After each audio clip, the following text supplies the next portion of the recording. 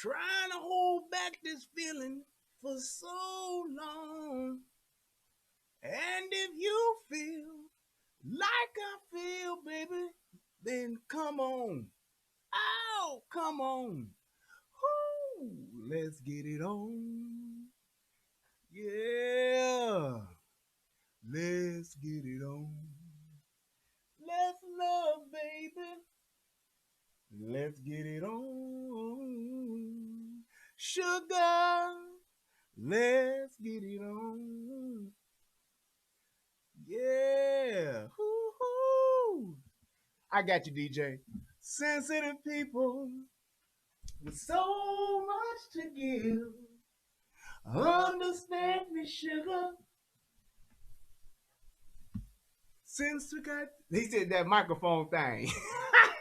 Let's just, I love it. Here we go. There's nothing wrong with me loving you. No, no, no, no, no. Hey, giving yourself to me could never be wrong. If your love is true, oh yeah. Ooh, ooh, ooh, love you. Know how sweet and wonderful life could be. Ooh, ooh. I ain't asking you, darling, get it on me. Yeah. Ooh, ooh, ooh. I ain't gonna worry. There you go. I ain't gonna push. I forgot the words. Won't push, baby. Yeah. Come on, come on, come on, come on, baby. Stop beating around the bush. Ow, gonna get it on. There we go. What's up, everybody? It's your boy, Brian Redmond. And once again, it's on. The relationship rehab is in full effect. And tonight, we are going to have a discussion. I'm going to answer questions you ask. I'm telling, let's talk about it. Let's talk about it. So, essentially, what we going to do, you got at, oh, look. So I changed the broadcast joint. So at the bottom, you see the email address. You can email me your questions. Everything's anonymous. Y'all know I don't tell no motherfucking about his business. But unless you want me to. But I don't. So you can just hit me up with your questions and then we'll go from there. Matter of fact, shit, it would be nice if I logged into the damn email account, wouldn't it? There we go. Boom, what's up? Man, look, let me tell y'all this. First and foremost, I'm going to start off because everybody know that this was the NFL kickoff week and it started off with my Bears embarrassing themselves. I don't know if here's what I think. I think it's Mitch Trubisky and I think it's Nagy. I think it's both of them. One is playing conservative and the other one's just playing fucking scared. I'm giving them 4 games. I'm telling you, by the time we get to week 5, which is the bye week, if they ain't got it together that by then, Trubisky is not our guy. He's not our guy. It's been long enough. The defense is playing fucking lights out. Do you realize that since we've gotten him, the defense has went from suck to straight up motherfucking fierce. We got the defense. We need our quarterback to step up, and we need the offense to get aggressive. So that's all I got to say about that. They embarrassed themselves again. They shouldn't have lost that fucking game. They were poised and primed to beat the shit out of the Packers. The Packers are not, and I'm going to say it again, they are not that good.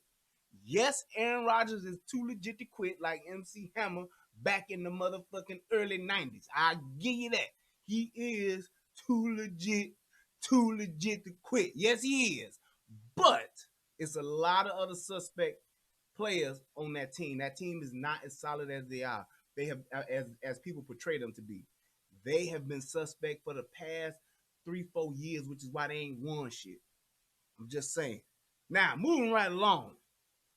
I don't know what the fuck got into them Ravens. I don't know if they on drugs, if they on that nuke, but they went insane today. They went Captain Insano with the poke in the eyes, like, oh, they went Captain Insano today. Shout out to them. And last but not least, them Patriots. Hey man, I don't care who you are. If you hating on the Patriots, it's something wrong with you. That team is Bill Belichick is no doubt the greatest coach of all time. Say what you want to say. I'm not gonna say that what's the other boy Tom Brady is, but Tom Brady number two.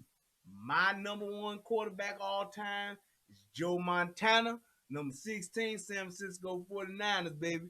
Cause he went 4 times and he won 4 times. He ain't never lost no Super Bowl. So I think of him as far as the GOAT when it comes to QBs. But these boys, what they just did tonight, they just got the Steelers number. Tomlinson ain't got nothing going when it comes to these Patriots. I don't know if he's scared of Belichick or if it's just flat out fear, but they got their number. Either way, with this new addition of Antonio Brown, they are a shoe-in for the Super Bowl. I believe it's gonna be between them and that boy Mahomes. Now that boy there, Mahomes, that boy right there, he can play some goddamn football. I would like to see in the AFC Mahomes and the Patriots go at it and see who go to the Super Bowl. And I would love to see the Bears kick whoever ass we need to kick in the NFC to go to the Super Bowl. But either way, I just want to say, man, it was a good day. I got to watch some football, got to see some teams do some things. I got to see some guys get their ass embarrassed, like them Cleveland Browns, and everybody was talking about the Cleveland Browns are gonna be going to the Super Bowl. Not by the looks of today. And of course it's early. I always say that. Football ain't really determined until November. But they didn't look good at all today. They embarrassed themselves. With all this practicing and shit they've been talking about doing and all that, I don't know how they got to where they got to today and looked as bad as they look today. It was just, as Charles Barkley would say, terrible. It was just terrible, that display of football that they put on today. But it is what it is. So, what I wanted to do was I had some content that I wanted to present in the meantime.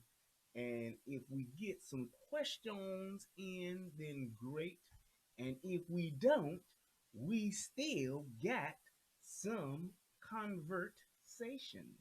Let's do this. Go to this guy and this guy, and there it is, right? I think that's it. Yes. And it should be right down here at the bottom. So, one of the things that I do in just being the guy that I am and giving the relationship advice that I give to so many people, I belong to several groups online. And quite a few of these groups are about various things like guns and my neighborhood and relationships. So, with that being said, there is a particular group that I am a member of, and they literally talk about just flat out relationship therapy. They talk about relationship questions, and it's people that's in there that actually just like have these questions. So, it's quite interesting and intriguing and thought provoking. I do find myself reading this, and it's one of those things where you start reading it and you just start going down into the rabbit hole, and you just steady reading and reading and reading. You like, man, why are these people saying this kind of stuff? What they saying this kind of stuff for? So it's just one of those things. But I do like it. I enjoy it, and it's quite entertaining. And what happened was I saw a couple of questions that came up in this chat, and I said, these might be some good topics, you know. So I said, well, me being the person that I am, I'm going to just take a little gander and just save a thing or two and then have the discussion and see, you know, what y'all think. So I had my own ideas and I wanted to share them with you guys to see what you guys thought about it. So first, what I'm going to do is open this guy up and let's see there. Yep. Boom and boom. All right, there we go. Get down to the bottom. it's not moving anymore. Boy, I tell you, man, this I know what it is. I'm on the wrong damn browser. Yep, I do that quite often. But other than that, what y'all think about y'all teams? How did y'all teams do today? I don't know who repping who, but let's see. I may panic for my Saints tomorrow night. Are you a Saints fan? Who that? Who that? Who that talking about them Saints? Them Saints, they've been good for a while though. It's Saints is one of them teams where even if they don't win it all, you can be proud of them, man. Goddamn Drew Brees, man. He is an incredible fucking football player. And the things that he has done on the field at the age that he's at, hey, Giants stuff. But you know what? Not with the Giants though. I don't know what they holding on to the Peyton boy, the Manning boy. I don't know what they holding on to for. They need to move on, get you a young quarterback. You guys do have Saquon. Hopefully he don't get hurt and y'all can take care of him. And you just at the beginning of the building stage. You can just you can build something. Now, Tampa Bay, them Bucks, same thing for them. Like I feel for my Bears. It's time for them to show and prove, man. Jameis Winston been there what? 4, 5 motherfucking years. It's like, man, it's time for them dudes to step up, man. They need to turn the corner, cut the corner. That's exactly what it's time for. They need to get it together, man. And it's like I don't understand why these people have these players on these teams. And it's like if they not getting you nowhere after a while, it's best to just cut your losses and move on. But it seems like some teams just want to, man, we just gonna hold this squad and ride the wave. The Eagles won today, yeah. Man, did y'all see that the whatchamacallit got hurt? The boy for that went over to the other team that was on the Eagles. What's his name? Not Wentz, but the other dude, Foles. Nick Foles went down in the first quarter today at Jacksonville. I couldn't believe it. I don't know how long they say he gonna be out, but yeah, he down, dude. I was like, oh, I know that hurt. That gotta hurt because that was one of the biggest pieces that they had missing was their quarterback. Because who was that? Blake Bortles. He couldn't get it done. They should have been got rid of him. He got a broken clavicle. Oh no, he didn't. I didn't even because I didn't see. I just saw him go down. I didn't see what happened. Oh man, Foles got a broken clavicle. That's it. It's a wrap. He out for the season. Yep, he out for the season. God, dog. Man, damn. That's insane. That's terrible, man. I feel for them. Damn. And the thing about Jacksonville is Jacksonville has been young. They fast. They have a lot of good pieces. And that was the biggest piece they had missing was Bortles couldn't do it. He couldn't get them. He couldn't keep them in a game for shit. And then they went and got Nick Foles. And literally first quarter, he was like maybe 5 minutes into the game. And he went down and he was favoring his shoulder, but I didn't know it was a broken clavicle. Wow. Well, yeah, that's a wrap for them. They can forget it. Damn, that's terrible, man. Oh my goodness, that's terrible. But either way, that's how it goes, man. That's how it goes. Wow. Mm-mm-mm. Bro, I'm born in Cleveland, and damn it, they did it. They did it again. What the fuck? It's tired. I think we will get it together. Man, that Cleveland thing, I don't know, man. I don't know, man. I hope so, but it's like, yeah, there's really nothing you can really say about that, man. That whole Cleveland thing is oh man, I don't know, dude. I just don't know, man. I don't know what the whole just yeah, they young and all that shit, but goddamn, they just can't win for losing, man. Nothing is working right there, boy. Nothing at all. But it is what it is. So let's go ahead and let's start out with do, do, do, do, do, this first question. If I can actually get to it. Jesus Christ, this little thing is just not moving. I don't know why, but it ain't. I don't know if it's. Oh wait, that's why I thought it was.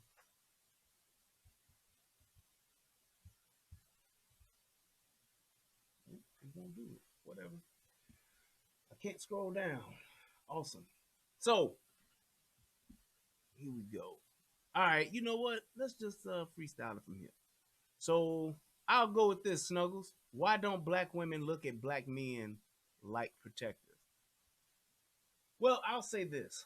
Black men and black women, I think the biggest thing, and this is one of the reasons why I do what I do. I think one of the biggest problems that we have is that we don't know our true place, our true positions in life. It's like just like in football. You can have if you got a wide receiver playing linebacker, you can technically do it, but the shit ain't gonna work. That person's just not gonna perform well. And it's like because of the breakdown of the family, we've lost the roles that we're supposed to be playing. Those lines have become so grayed that the women don't look at men like protectors. The women don't even look at men the way that they should look at men. They don't even have a respect or a love or a true just appreciation for men. Like men and women alike. When men are looking at women, I mean, aside you take the sexual piece of it out, the sexual attraction that both have for each other. What do our women and what do our men really have in common? Just no fucking on the table at all. No sex on the table. You just looking at just what a man and black man and black women. How do we interact with each other? Those interactions, it's all about saying, hey, I'm trying to get something from you, you trying to get something from me. It's like a business deal almost. There is no common respect and appreciation for a black woman looking at a black man and saying, hey, you are a black man and I'm a black woman. I got this instant just sign of respect, level of respect and appreciation for you as a man. Not my man, but just as a man, period. And the same thing with men looking at women. Like, yes, sister, aside from the beauty, the ass, all just aside from all that, you are a woman and you are a person that I just appreciate just for you being. You ain't got to be mine, but there's just a certain level of respect that I'm going to give you just because you are a woman. It's not like that anymore. We have this thing to where we think it's okay for us to act like each other. So, and I'm saying men acting like women, women acting like men. So there's no clear definition of the role. Think about it like this. Let's say, for instance, your job that you own. Imagine going to your job and whatever company you work at, but imagine you going to your job and you are told to do every single job every day. Just imagine that. Imagine, let's say you are a construction worker. You get on site. Now your primary trade is you are a carpenter, which means you frame up a house. You take wood, you put it together, and you make shit. You take drywall, put it on the wood, put it to the wood to make walls. That's what you do. You are a carpenter. But let's just say, for instance, when you got to the site, to build the house, somebody told you, not only do I want you to build the house, but I want you to paint the house. I want you to do the plumbing. I want you to do the electrical work. I want you to do the landscaping. I want you to frame the wind. I want you to put the windows in. I want you to do the painting. I want you to do everything else. Then I want you to decorate it. I want you to do all of this stuff to this house. Now, taking the time factor out of it, let's just say, for instance, if you knew a little bit about everything, you would still be out of your lane, out of your position. So there are going to be a lot of mistakes and a lot of deficits in the quality of work. The quality of our relationships today have a ton of deficits. The way that we talk to each other, the way that we treat each other, the way that we speak to each other just in general. Those things have severe deficits because of the fact that we have truly lost the nature of just saying, hey, here's how we're going to treat each other as people. And because we're trying to do everything, because that's what the world tells us. You can do anything you want to do. You a man can be a woman can be a man, a woman can be this, a woman can do what a man do, a man can do what a woman do. It don't matter. Because we bought into that, we've gotten out of our position to say, well, this is what I'm good at. This is what I'm able to master. So because I'm a master at this, I'm going to execute this on such a high level that that's what I will stand out for. No, we so busy trying to do this and do that, do this and do that, and do this and do that. So because of that, we have no true sense of identity and we have no true respect for the opposite sex because we're not brought up around it. We're not raised around it. How many women are actually raised around their fathers every day in the house?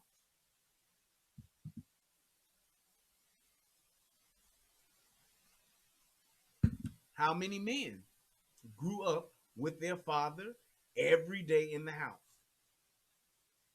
Even when you talk about the mothers, how many women grew up with their mothers every day in the house? Most of your mothers were at work or they out in them streets. They out. They not there. Most motherfuckers that grew up in the past 30 years, they were pretty much raised by their aunties, the streets, their grandmamas, their next door neighbors. They're raised by a different group, just a whole bunch of other folks at the same time. So their primary person that's raising them is usually themselves or their siblings. And when you do have a mama that's in the house all day, imagine that. What does that look like? You got some welfare mom that's just in the house, no education, no career, no drive, no nothing. She's so caught up in her own life that she can't even help guide and steer her children through their into their adulthood. So it's like I believe because we've had such a total complete breakdown of the family that we have lost so much of ourselves and our identities that it's very difficult for us to be able to function to at least the point of just common respect. Right, like David said, we truly don't care. It's like the young people today, all they do is try to finesse each other. That's all they do, finessing each other, getting over. The overlay for the underlay. I'm trying to get something. Because we don't know how to build, we don't know how to come together and how to establish ourselves. We're just trying to get something from somebody because we don't have nothing. We don't have nothing. Not that we trying to build something. I can see what I got and what you got. If we put it together, we can build something greater than what we have now. Not that. I'm talking, I ain't got shit. So I'm gonna try to lie, scheme, fuck, suck, do whatever I can to get something from this person because I don't have nothing. So it's like if you hungry and you out on the streets, if you go into a grocery store enough times, you're gonna steal something because you're hungry. You don't have nothing to offer. You ain't got nothing to give. So what you gonna do? You gonna just try to take what you can. Whether it be a piece of bread, whether it be a motherfucking slab of ribs you stuff down in your sweatpants. Whatever the case may be, you're gonna try to steal something because you have nothing. We are so poverty stricken when it comes to just relationships. We don't have the tools to build relationships, which is why we suck at it so bad. And the only thing that we have in common when it comes to relationships is literally the sex part. That's why we are so oversexed. That's why we're so all about look at that ass like she got a pamper on, shorty. Got that diaper booty. Ooh, girl, he got the let's do the sweatpants challenge. I want to see how big his dick is. The bigger the dick, the more I can enjoyment I get, because that's all I want to do is get to the biggest dick I can. It's the world's biggest dick. Don't matter, just don't bite it. She swallowed it. That's what it is. That's what piques our interest. That's what keeps us going. We want to get something from nothing because we don't know how to build because we don't have our parents. And also, I forgot. Let me give a shout out to my man Nash. First one in the chat, and my brother DJ Billy Go Gruff. My man David Williams. Hey man, I don't know how you beat Skohar, man, but you did it, brother. Congratulations to you. All right, let me go ahead and move on to the next question. I hope that answered your question. Let's see. Do you think it's okay to start talking to a girl that you work with? If she's in a position where she's not your supervisor, I mean, when you're not her supervisor, I wouldn't see why that would be a problem, with the exception of saying once the relationship like develops, like if you just want to talk and just see how if y'all like each other, going out to lunch or going out for breakfast or something like that, that's I don't see that being a problem. But if you think you really like that person, I would not recommend for you to date somebody or to go out with somebody or to start a relationship with somebody that you work with every day.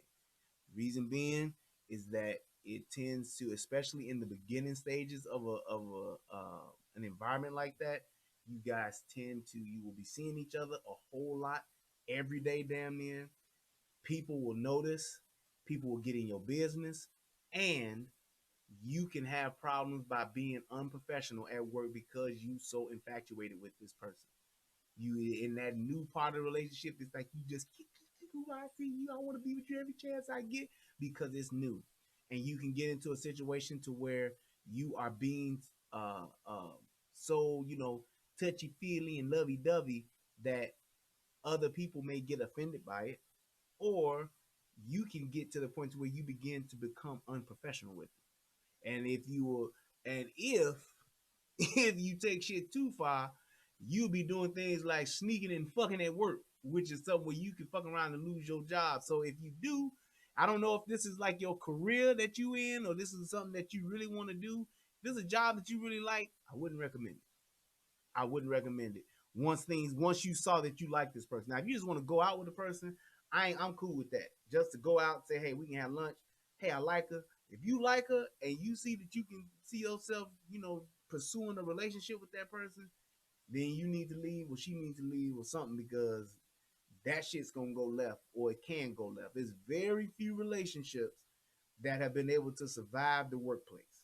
Very few, very few that can survive the workplace. I'm telling you, it's just one of those things where it's like, man, you don't want to put yourself in a situation to where you do have drama because you'll have, dudes at work. Now you got dudes at work talking to your girl, looking at your girl. You got women at your job looking at you, talking to you. Y'all can be getting jealous. It's so much shit that can happen on a job like that when you got an on the job romance, if you will.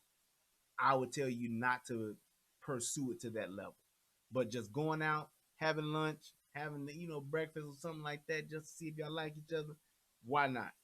Because you never know. But if it's a job that you plan on being at, I would not shit where you eat. That's like dope game rules, but it applies. That's all I'm saying. Let's see. Well, I thought I saw another question in here. Do do do do do do. You think is I can't see. I don't know where the hell it went though. Because I saw the first one and then I thought there was another one that popped up in there. I don't know. Yeah, I don't see it. Yep, I don't see it. Whatever. But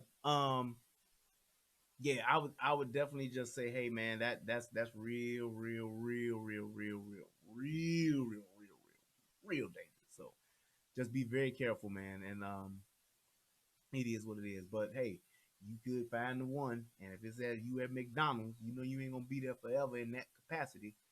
Then hey, go for it, and then you go and get your job somewhere else and do your thing. Um, let's see here.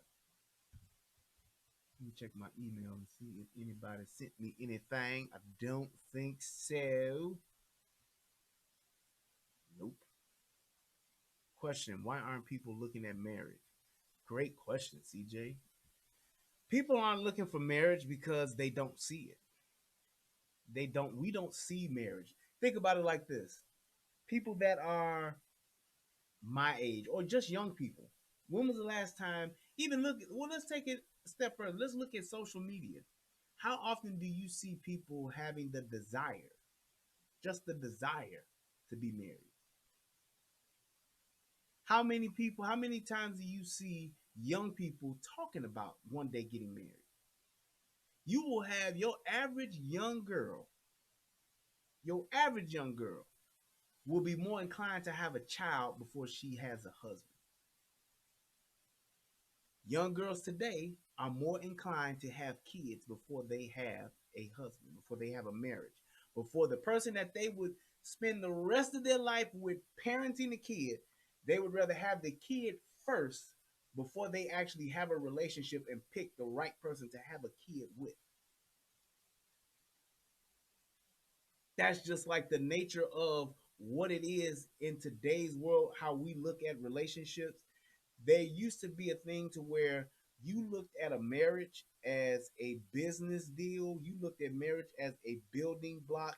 It was a thing that you used as a merger to say, hey, we gonna take this and we gonna build something together. And me and you, because we got so much in common and we like each other, we attracted to each other, we gonna do this thing together and we gonna make this happen. And we gonna have children that we gonna build this thing for and leave it to them. And they gonna do the same. That's called like generational wealth. That's called legacy. That's called building that's like a name. You know, when you build a name for yourself, like the Kennedys, the Rockefellers, those type of names that you build for yourself, those names have lineage to them. And it's like the mentality that comes along with that. You can't build a legacy when you just thinking about yourself and you getting yours and being a boss bitch, being a pimp, being a trap a trap house boy, being a dope boy. You don't get to build legacy like that when you have that type of mentality. When you have a street mentality is a selfish mentality. It's about you getting yours and then everybody else fending for themselves. And that's the mentality that we have. That's just the mentality that we have. We have a survival mentality instead of a thriving mentality. We don't even attempt to even look at thriving. We just look at surviving. I'm gonna do just enough so I can get my shit together. Where I can do what I want to do. I'm gonna be just enough so I can have what I want, do what I want, say what I want, and make the decisions and the choices that I want. Now, if I'm a father, if I'm a mother, and all that, a brother, a cousin, an auntie, an uncle, that is all well and good. But first, I want to make sure that I can do what I want to do, say what I want to say, live how I want to live, play how I want to play. The Adams family. That's what we do. And because of that, it puts us in a mentality and in a position to where we don't think about team, we don't think about those that come be after us, our legacy. We don't think about those things until we're old and it's too late. We don't have an appreciation for our children and want to set our children up to be more successful than us. We don't do that. That's why we don't do things like have insurance. That's why we don't do things like leaving our children debt free. We don't do things like setting our children up to where, hey, when we die, we get all of our affairs in order so they don't have to take care of us and our arrangements. It's already done. We don't do those type of things because we only live for us right now in the moment. And people don't understand now the concept of marriage, in my opinion, just to wrap this up, CJ, the concept of marriage is, in my opinion, is for broke people. Marriage is an institution for people who don't have shit, but together can have something. And if you have the same idea and the same mentality, and y'all both bring y'all nothing together to make something, then you have the ability to actually grow and build something that is worth something to leave behind to your children. So, Tim says, is it a good idea to date a woman with two kids that aren't yours? I haven't been able to go to the next step because I don't know. I'm gonna tell you from the just flat out in general, In general, and every situation is unique. I'm gonna tell you in general, no, it is not. It is not to your benefit.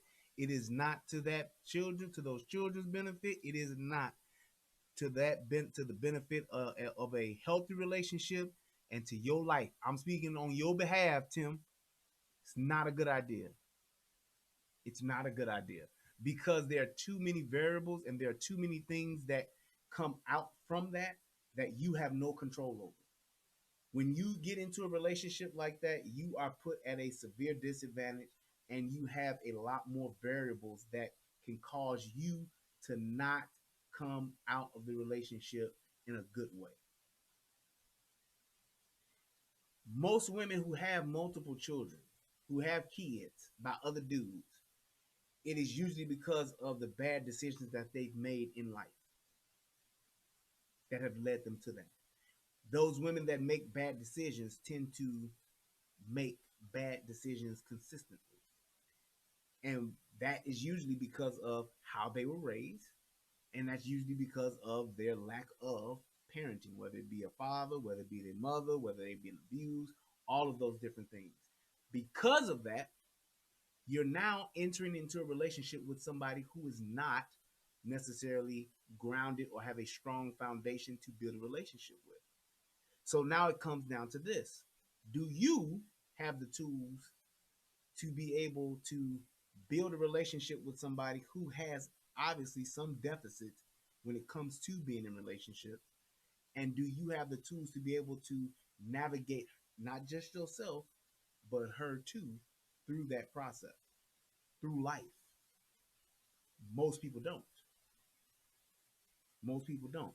Now, to put the cherry on top of that, the financial aspect of loan of that is you taking on the burden of those other kids financially and emotionally, and her included, which is why I say it's not a good idea because you don't know and you don't have any control. Oh, I'm sorry. You don't have any control over the way that the family makes decisions, what happens with those kids, the decisions that those kids, that parent or those parents would make for those kids, and how it affects you and your house. You don't have any control over that. And when it's all said and done, when shit hits the fan, you're not those kids' father, and you will be told that not just by them kids, but you'll be told that by they daddy and they mama. So why would you take on that responsibility over something that you have literally no control over? That's why I say that. And I could go further into that, but I'm just saying, just right off top, I would tell you no. I would tell you you would have so much more of a benefit to yourself to go and find somebody who don't have kids who you can build with, because that person is gonna want to tend to stay with you and build with you just because y'all have that bond. She's still tied to her baby daddy, whether it's one or two baby daddies. She's still tied to them and forever will be. And you don't know where you fit in that. You don't know where you're at in that. You're off to the side because you are. And then what happens when you do have a kid with her? Now it's your kid and her kids. It's too much confusion, and it's too much it's too much potential for problems and issues that will arise between those kids as they grow older, between you and their mama, between you, their mama, and her baby daddy. It's too much shit that you have to deal with. And depending on her mental stability, depending on his mental stability, it can be a problem to where you all don't have a healthy relationship and shit is dysfunctional because of it. Because kids will suffer from it. Kids will lash out because when shit ain't right. And the same thing with her. She could have a lot of motherfucking mental problems, or she could have a lot of issues dealing with her baby daddy that you ain't equipped to handle. So I would say no. Let's see here. Do do do do do. Marriage accord. Is it a good idea? There we go. All right, I've been able to. There we go. Now I'm being constantly accused of being with another woman for a year. Hey, and if you got a question, put a Q in front of it so it'll stand out to me. Put a little capital Q or something like that in front of it so I can actually look at it. Yeah, it's too much, dude. It's too much. And I don't know her, and I don't know if she could be a great person, but the extra baggage that she has, bro, don't carry that. The odds of you meeting somebody who is able to do that and able to handle that, the odds of you meeting that person, that's one of them in a haystack. It's a needle in a haystack, man. The odds are so low and the percentages are so low in you having a successful relationship because of that. I wouldn't tell you to do it. Don't give yourself those kind of odds for success because they're too low. All right. I find myself sinking into wait a minute. I'm being constantly accused of being with another woman. For a year I talked blue in the face, laugh out loud, about how strongly I do not believe in searching elsewhere when I've made my choice. I find myself sinking to her vibration to bring her up to where she could at least pay attention to what I stand for. And yeah, she has a young one by a vacant father. Bad decisions. She makes bad choices. Here's my thing with that. High stepper. I think that's what is it. I guess what your name is. High stepper. If she's accusing you, usually two things. One, she's immature. Two, she cheating. She's either cheating and insecure, or she's insecure and cheating.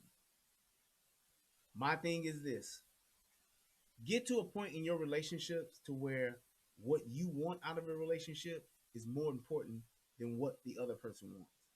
Because you want to be in a relationship to where what's important to you and what's important to her is going to be you both being able to satisfy each other. I want to be able to say that what me and my wife, well, our most important thing is making each other happy. That's what the goal should be. So I want to I have the desire to I have the desire to make her happy by whatever it is that she needs. I want to provide that for her, and I want her to do the same for me. I want her to be looking at me as the most important thing, and I want her to take care of me because I want to take care of her. I want that mutual relationship to where we both want to take care of each other to the point to where that's our drive. That's where you want to be in a relationship. Not where you trying to prove yourself to this motherfucker or this motherfucker got to prove themselves to you. That's when you're out of balance. And usually what happens with that is one person is literally it's like when you redline an engine. You can get in a car and you can push that pedal to the metal to the floor, and that car is gonna instantly, especially if it's a sports car, you gonna have them RPMs that are gonna run in the red. You going fast, but you're putting a lot of stress on the engine. So you can do that for short periods of time. But when you stay in the red, the engine is going to get so stressed that eventually it's going to start to break down by heat, oil viscosity, all that kind of stuff. It will begin to break down. So when you do that and you got that in, you stand in the red line, that's somebody who's overextending themselves. That's somebody who is not being who they truly are and being their true authentic self. They're trying to be something that they think the other person wants them to be. So therefore they're stretching, and they are stretching so consistently that eventually they will begin to get tired, and then they will break down, and then that stretching, that sacrifice will then become resentment. Now once you get into the realm of resentment, now you get angry, now you get unhappy, and now you begin to feel as though you are not being valued, you're being taken for granted. And the crazy part about that is you've done it to yourself. Yes, we all have to do things that are above and beyond the call of duty. Yes, we have to make sacrifices for those that we love. Day in and day out, consistently being something that you're not. When you are doing things and when you are being something that you are not, when you're not being your true authentic self consistently, that is a problem. That's not healthy. So if you're doing that, then it's not going to work, because all she's doing is just faking it till she make it. She putting on a show for you. She's wearing a mask because she wants to get something from you. There's something that you're doing for her that she's willing to sacrifice who she truly is and who her true authentic self is, to where she's sacrificing that to have access to that. And that could be food, clothing, shelter, dick, money, a house, apartment. That could be a myriad of things. It could be a bunch of different things. But that's what a lot of women will do. They will fake it and do whatever you need them to do just to get what they can right now, because you're the best option. But then once they are in it for so long, now they get tired. They start resenting you because they tired of doing this, they tired of doing that. Well, you the one that did it. You put yourself in this situation because you wanted the money. You put yourself in this situation because you wanted to be in the house. You put yourself in this situation because you wanted the car. You wanted the clothes. You wanted the name. You wanted the association. You wanted the dick. That's what you did. What's up, Lady Law? So it's like when you think about that dynamic and you're doing that to yourself, it's not your fault. It's that person's fault. And then they will get so put to the point to where they resent you and they pissed off at you. And now they talking about, well, my life ain't fulfilling. I'm not getting what I need. Ain't nobody caring about me. How would I know that? If I meet you from day one and you the type of person that caters to me 100%, you fix my food, you iron my clothes, you iron my socks, you iron my underwear, you iron my wife beater, you then fix my meals, you then run my bath water, you fix my food. If that ain't who you are, if you ain't the woman that do that, then you shouldn't act like you do that every day. But how many times do you hear women talk about, I'm a wife, I'm a this wife life. I know how to be wifey. But you come and you do that, and then it's like now you've been doing it for a year, now you tired. Well, if it was who you truly are, if you were being your true authentic self, you wouldn't be tired, because it's what you like to do. I like to do this. Now, I may get tired, but I don't get tired of doing this. I may be like, oh shit, I went 3 hours yesterday. I'm tired. But I still have a desire to do this. I still have the desire to be here with y'all. That's my desire. So it ain't work for me. It's work, but it ain't work to me. This is what I enjoy. So it's like when I'm doing this, I'm not being something I'm not. I like doing this. So it's like that's how you have to look at it. And so many times, because we're not taught to be our true authentic selves in relationships, we're taught to put on a show. Think about it. When you first meet somebody, you never, ever, ever be your true authentic self. You on time, you wear your best clothes, you save up all your money, you sacrifice your money. Motherfuckers won't pay bills to make sure they got money to go out to impress that girl or to impress that man. You clean your house. You don't bring them around your shady ass friends. It's just you and that person. Y'all go to the best places. Y'all do the best things ever. Y'all have the greatest time. Y'all are polite. You're nice to each other. You, oh yes, babe, whatever you want, babe. I love you, boo. I love you. Do that because you're putting on a show. You're performing, literally. Yes, you talk nice. You act nice. After you suck his dick and you swallow, you go get a warm rag and wipe his balls and dick off. Because you're trying to put on a show to show that person who you are. But it's really a show.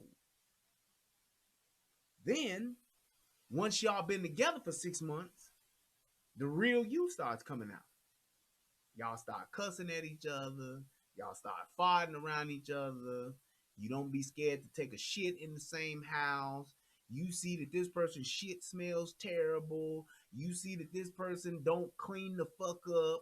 This person don't wash their ass on Saturdays because they want to lay around the house. You start to see who they truly are. You do.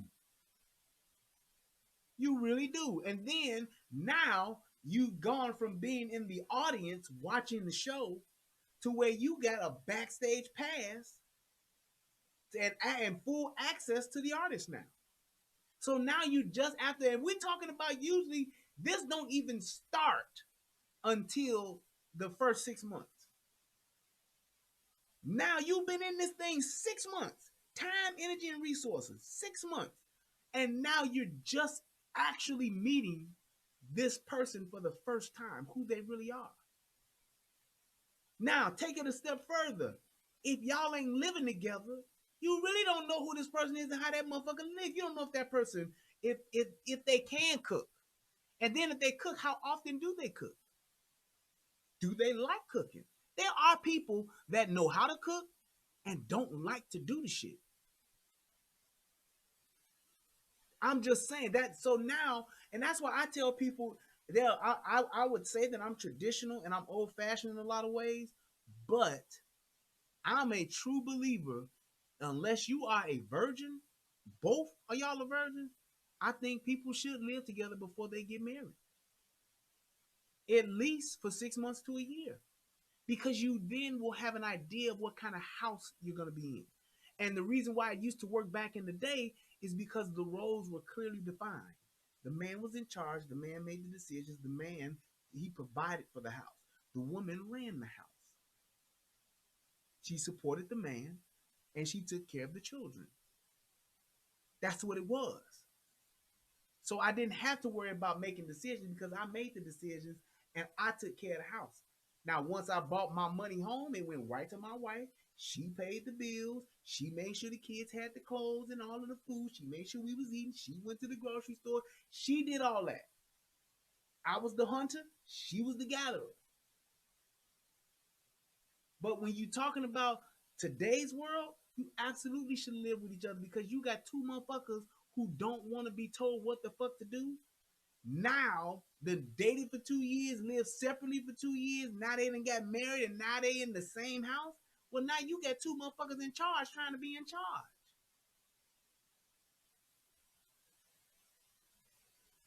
So it's like you have to, you need to live with each other so you can truly see who that person is. Do that motherfucker snore? If you a light sleeper and a motherfucker snores like loudly, that's a fucking problem because you can't get no sleep now because you married to this motherfucker. It's cool when y'all just fucking on the weekends. Yeah, she come over Friday night, y'all drunk and drinking, so you don't really hear that shit. Cause you glad you got some pussy, pussy was good, and now you done woke up the next day, hey, we gonna go out to breakfast, have some fun, spend a little money, go to a movie or something, come on get some more pussy. And then Sunday morning, she getting up and going home. So the 2 nights that she did stay over, all y'all did was had a good time, watch movies, stayed up late and fucked, and y'all was tired. Every day is different. When you get home and you come home from work from a bad day, when you come home and it's late because you had to work a double, and now you get in the bed and this bitch snoring like a motherfucking lawnmower, that'll drive a motherfucker insane. This is my beer. It'll get you drunk. I'm just saying. That's what it will do. So that's why I always say people should live with each other first so that they can see who the fuck they really gonna be with. You can see how shit is gonna be because time is on my side. Yes, it is. Time will reveal who this person really is. It's only so long when you living with a motherfucker day in and day out.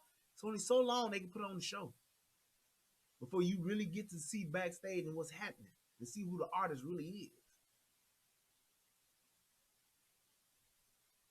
It does, and it brings out the pet peeves.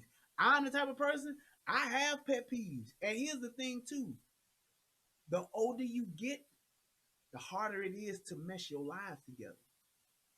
If your ass is 50 and you ain't married or living with somebody, you can't do it. You cannot do it. It ain't gonna work.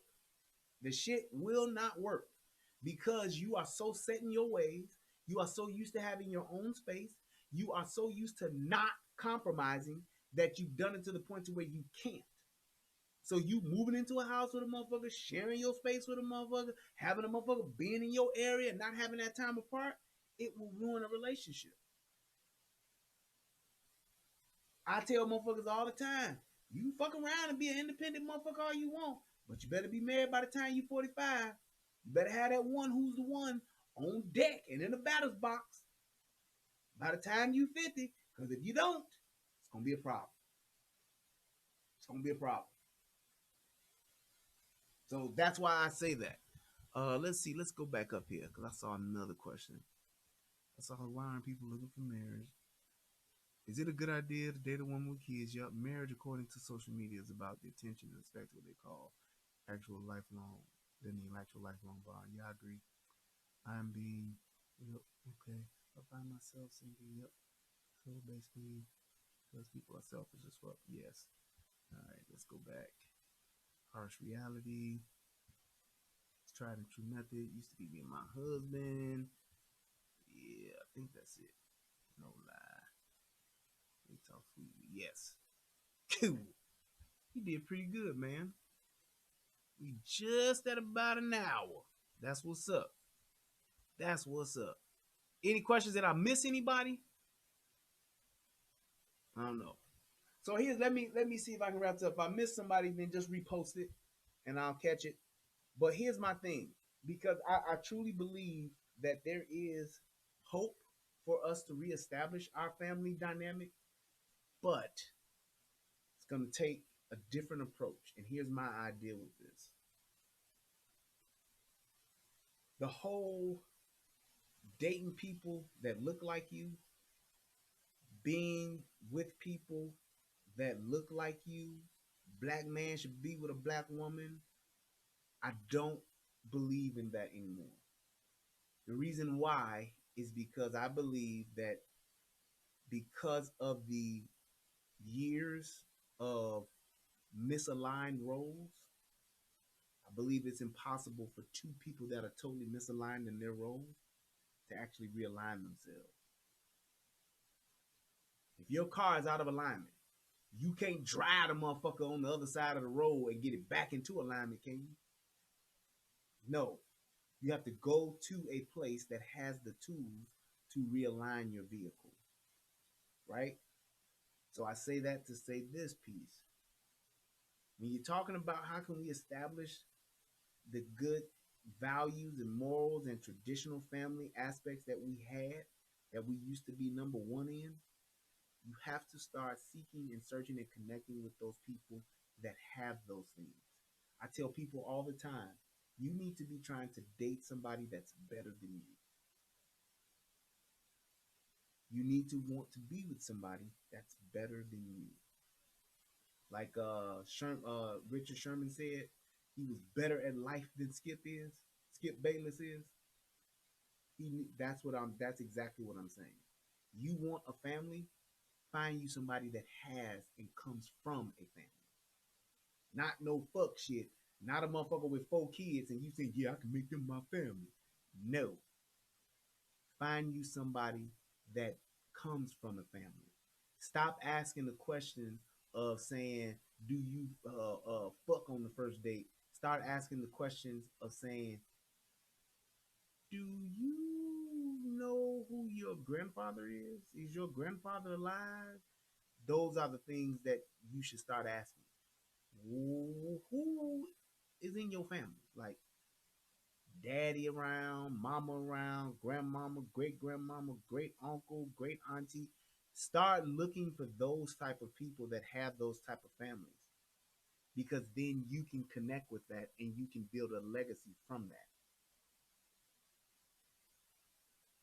I tell women all the time, you need to stop asking these dudes, uh, start asking these dudes where they daddies at. And if a dude tell you I don't know my daddy, I ain't got no daddy, that's a problem. That's somebody that you probably shouldn't want to be your baby's daddy, because those people have deficiencies when it comes to parenting. How can a man who wasn't raised by a father be a father? What are the odds of a man who wasn't raised by a father to actually being a good father?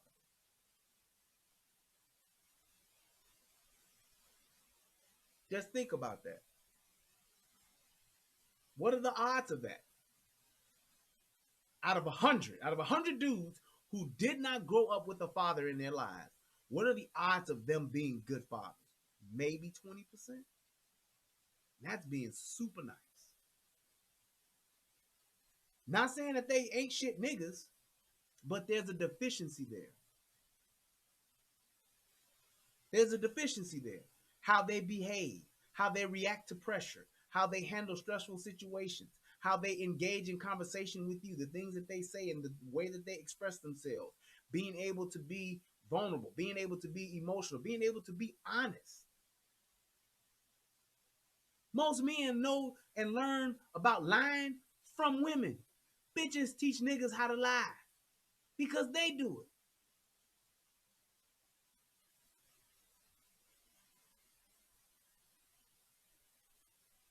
Just saying.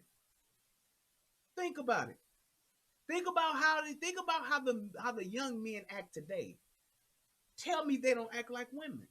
The traits are women. Not saying that they're all feminine, but I'm saying the traits that they have. Most young men today, and I'm talking men that are in the ages of maybe 18 to 25. Most young men today, what are they doing?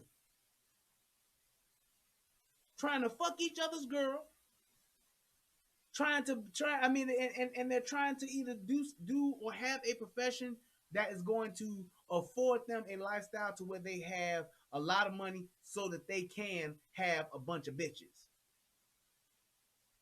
That's what they do because they weren't taught how to build a business. They weren't taught how to save money. They weren't taught how to establish themselves. They weren't taught how to even pick or select a trade that will benefit their lives.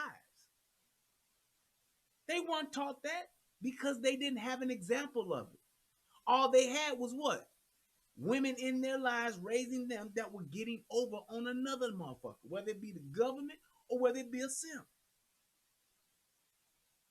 So now they see that's the mentality is the hustle.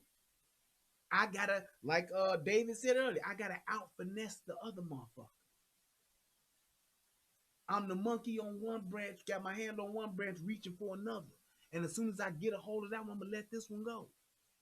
So you wind up just swinging from tree to tree. Or, like most women, swinging from dick to dick. Sometimes they swinging on two dicks, trying to grab onto another two. That's what most motherfuckers wind up doing. But these young dudes ain't about nothing. They all about fashion. They all about trying to look good. They want to be pretty. They want to have all of the sparkly shit. And they all want to fuck each other's motherfucking women. That's what women do. Women want to have the latest and greatest in fashion. They want to be well dressed. They want all the sparkly shit. And what will they do? They compete with each other and will fuck each other's man. Just saying. Sylvester, what do you think is the best place to find a good woman? I would probably say, Sylvester, one of the best places to go is to find a. It's a thing to where you have to look at the type of women that you're looking for. If you're looking for a traditional woman, you need to go where those people will frequent. And I'm talking about in as far as neighborhoods. You ain't gonna find a good family oriented woman that's stable in her career and in her life in the hood. Those numbers are extremely low. You ain't gonna find that in church, Brielle. You have to go into those communities where those motherfuckers are thriving. So you're talking about where do you find families in affluent suburbs? You do. What's in affluent suburbs? You have restaurants. You have places. You have places where people go meet, nightclubs or not necessarily nightclubs, but comedy clubs and things like that. Clubs of special interest. You have those type of things. Then you also have community outreach programs. Those people in those types of neighborhoods, they literally go to and support things in their community. That's where you will find those type of people. That's where you will find a more traditional style woman in those type of neighborhoods where they are coming, where they're good family oriented neighborhoods. The events that those communities have, go to them, because there are single women that are there in those events. Because some of those married couples that are there, they have single friends.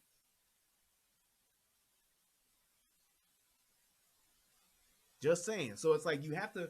It's like when you're thinking about trying to find somebody that is more like minded or like you have to go where those people come from, where they are most affluent. If I wanted to find a bunch of construction workers, where would you think I should go? To construction sites. If I go and pull up at a housing development where a company is building 40 houses in a new development, I would imagine that there'll be quite a few carpenters, quite a few plumbers, quite a few electricians, quite a few landscapers. I would imagine that they would be there. Quite a few painters, quite a few roofers. I would imagine that they would be there. Why? Because that's what they do. Just like how when you meet a carpenter or you meet a plumber, they always know someone else in their line of work that does a different trade. I'm a painter, but I know a good carpenter. We work together all the time. I'm an electrician, but I know an excellent plumber because they know how to work together. I'll get all the plumbing work, you get all the electrical work. Why? Because I like plumbing. Why? Because I like electrical. I'm not trying to be the person that get it all because I understand there's enough for everyone.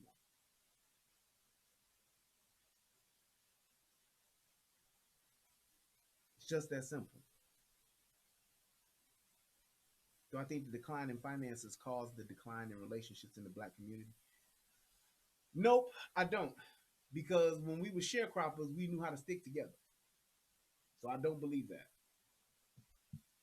I do not believe that. When we was broke as fuck, when we was sharecropping, still on the plantation after so-called being free, we was still together. Even when the family was in disarray, it was still order. It was still together because we understood that the best thing for us to do is to rely on each other. We were allies, not enemies. Now it's the men against the women against the men. That's what it is.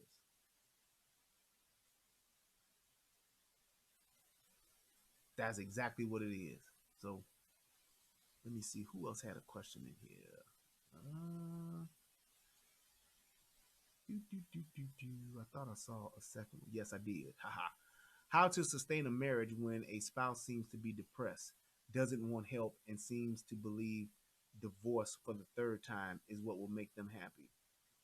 That in itself is like one of those things you can't sustain that. If they're not willing to seek help, if they're not willing to go to counseling for themselves, let alone marriage counseling. If they're not willing to do that, then they don't want to correct the problem. They don't want to do what it takes or do the work to go through and to get that issue resolved.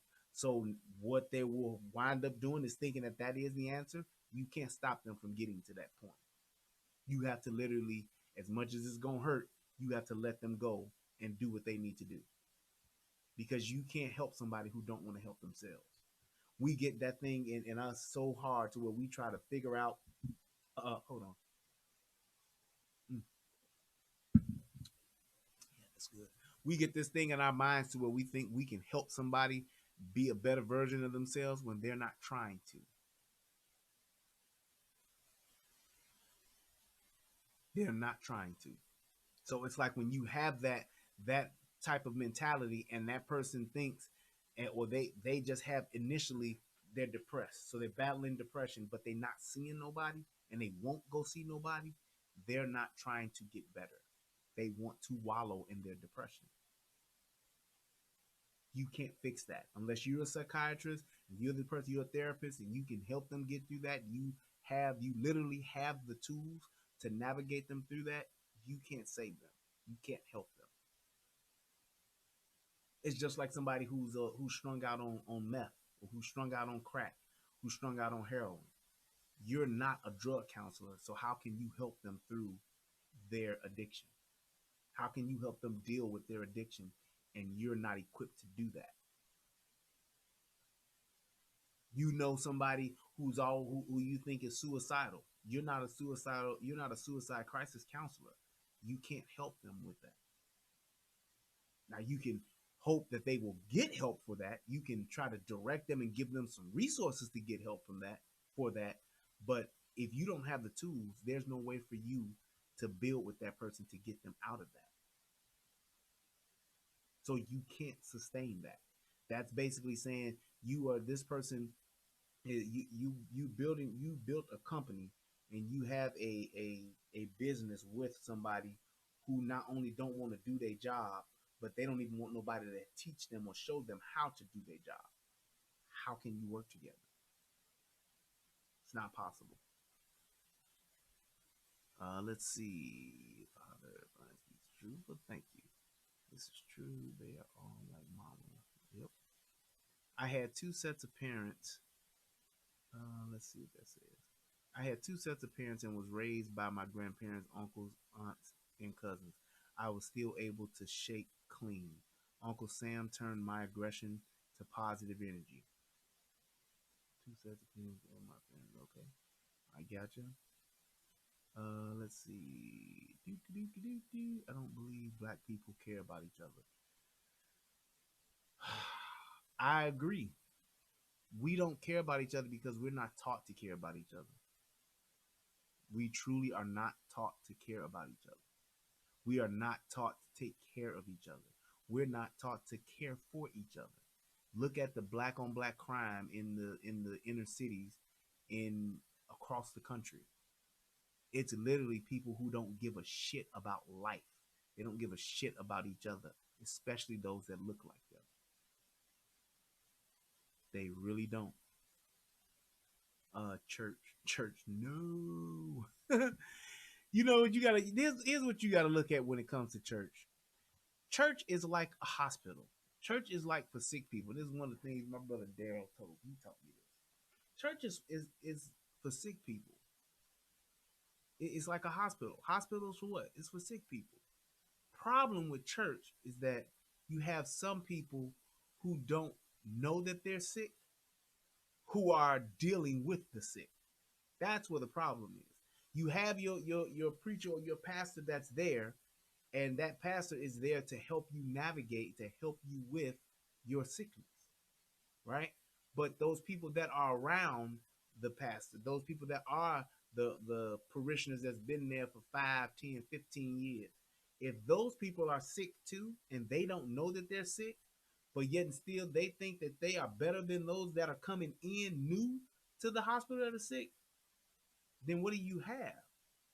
You have a bunch of sick people trying to condemn and not even care for other sick people because they're too busy in their own sickness. They can't even see that somebody else is sick and needs their help.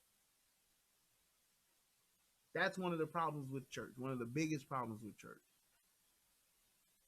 That's just what it is. It's like people don't understand that, hey, even though our sins or our afflictions or our issues may not be the same, it still doesn't make one less than or greater than just because I don't agree with it.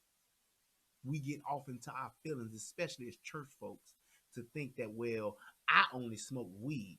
This person does crack. They're going to hell. What? I was only a hoe for 2 years. She was a hoe for 20. She's going to hell. And don't nobody even really know about my hoe phase. Everybody know that she was a hoe.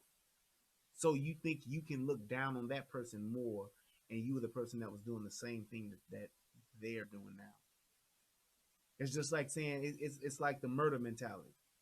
I only kill one person. You kill 5. Oh, you definitely going to hell. What? How, Sway? And that's the mentality of people in the church. They think they love to measure sin. They love it. They thrive on it. Most people want to have somebody around them that they feel has sinned more than them because it makes them feel better. Just like the pretty girl who surrounds herself with a bunch of ugly bitches. Makes her feel good. Knowing that I'm first, knowing I'm looked at first, I get first choice of all the dudes because I'm the prettiest one. And she'll be with a bunch of big hoes, ugly hoes, loud hoes, and just flat out hoes, and will try to make it to where, oh yeah, they're my girls, but because it makes her feel good. It's just what it is. It's the hypocrisy of just what people do. Every black should date outside of their race at least one time. I actually agree with that. Not necessarily out of your race, but out of your community, out of your own area, your culture. Go to a different part of the country. It's a difference between St. Louis women and women in Nebraska. It's a difference between women in Austin, Texas, and women down in Duval, Florida, Duval County. It's a difference. I think that if we traveled more, we would really understand that life has so much more to offer. There's so many other. Just think about the internet, for example. The internet can connect people across the world, and you're able to connect by ideas and thought patterns and the way that you think and the way that you express yourself. You're able to connect with people on that level. Imagine what you can do when you go visit other places. Being on the south side of Chicago and going out to California, out to the West Coast. Most motherfuckers in Chicago, real talk, have not even seen the lake, let alone the ocean. Niggas that live in the hood. And I'm talking, there was a time when niggas lived down on 31st Street and never even been over to the beach, which is less than a half a mile away. Because they so used to just being in their project building. There's so many people that live in Chicago. I shit y'all not on this one. There's so many people that live in Chicago that have never been to the downtown city at night, never been to the downtown at all, never seen the skyline, that live in the city. Live in the city and never been downtown. 20 minutes away. Because their mind has kept them where they're at. Never even caught the bus, never caught the train to go see the city that they live in. There's so many people that live in the city of Chicago and never been on the Gold Coast, where all the rich folks stay in downtown Chicago. Never. So I absolutely would say that people, especially black folks, we need to go experience other cultures, other people in our own fucking state. I ain't gonna even charge you with going out into other states or other cities or hell, even other countries for that matter. Just in your own state, go and see where people live and how people live that are different than you. You would be surprised at what you could learn. Just saying. Same people, right? Snatcher, no. Never been. Same with people that's been downtown. Ain't never been to the south side. Now, ain't no reason for them to come now because them niggas is out here running rampant. But I'm just saying, it's people that have never been. There are people that live downtown that have never owned a car because they take taxis or now they Ubering and shit like that. But they've always used public transportation downtown in that area because you can get to everything from there by either a cab, train, or bus. Or Uber now. Or Lyft. Just saying. What's my favorite place to go in the world? I love Montego Bay, Jamaica. Montego Bay, man. It's a wonderful thing there, man. The weather's always beautiful, man. But I love tropical resorts. You got me somewhere where it's tropical weather and it's a resort where everything's paid for, and I do live high on the hog. I ain't talking about going for no $800 for no 7 day. No, I pay. And then I like to stay in a really nice place where you got butlers and shit like that. That's what I like to do. But there's so many people that don't get out of their normal area, just their surrounding area. Go to the if you live in whatever city you live in, you should go at least to the next three neighboring major cities. At least those three, just to visit and see what's out there, see what's different. Just saying. Let's see. Should did outside there? I watch you too. I watch you too. I think it's just people don't care. Gotcha. What's that? That's a good point. Be sociable. Do you think decline in finances cause? I heard that was the last one I answered. Okay. Then we definitely lie on each other. Yep. You preach, brother. All right. Yep. Finances. I think I'm scrolling through this right. Then it hurts, but that's the truth, bro. Yeah, you're right, Dave. It does. Great analogy. You think people gotta be a counselor? You don't gotta be a counselor. Check up on someone. Yep. All right. I think that's it. I don't think there are any more questions because people ain't putting the Q in front of the damn question. But I think that's it. Yeah. Because it's a different experience. Right. Yep. That's very true. I watch YouTube. That's why people ask what part of Chicago you from. You can ask that question and you will know what type of person that they are. You will have a general idea. If I talk to a motherfucker and I meet them for the first time and I say, hey man, what part of the city you from? They tell me west side. In my mind, I would be like, uh-oh. I'm gonna have that like, uh-oh. This could either be a well-rounded individual or this could be a real shady motherfucker. Because there's a lot of shady motherfuckers on the west side. Really can be. So it's not that it's gonna put you in a box, but now I can either or your ass. You tell me you stay in Lincoln Park, I'm gonna have a different idea. Oh, so this could be one of those liberal hippie type of cats that's real cool and love everybody. I get it. You tell me you from the Wild Hundreds, from the far south side, I'm gonna know, oh, this is a nigga that's from where I'm from. Dumb diddy dumb. I know what's happening. I might have to shoot this nigga. I'm just saying. I'm just saying. It is what it is. You said, damn, Brian, the closest big town is over 80 miles away. That's great. I wish it was 200 miles away just so you can go see a different area and a way that a different place where people live different because every area is different. Yes, the whole world is a ghetto. Yes, it's ghettos everywhere. I get that. Don't go to the fucking ghettos. Go to the best parts, the most popular parts. It was just like one of the things like me, like I've been to New York once or twice. Not been to New York once. I went to New York, stayed in Manhattan. I was there for like 6 days. I get it, but I wasn't impressed. New York was fucking filthy. But that's because I stayed and lived in one of the largest, cleanest cities in the fucking world. People don't realize how clean Chicago is.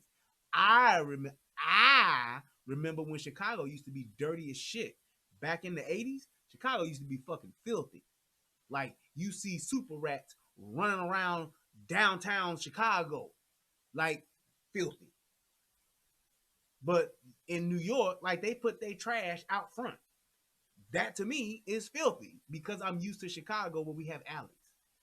But it wasn't that New York was bad, it was just different. I was able to see it for what it was. I get it. I totally get why people like New York.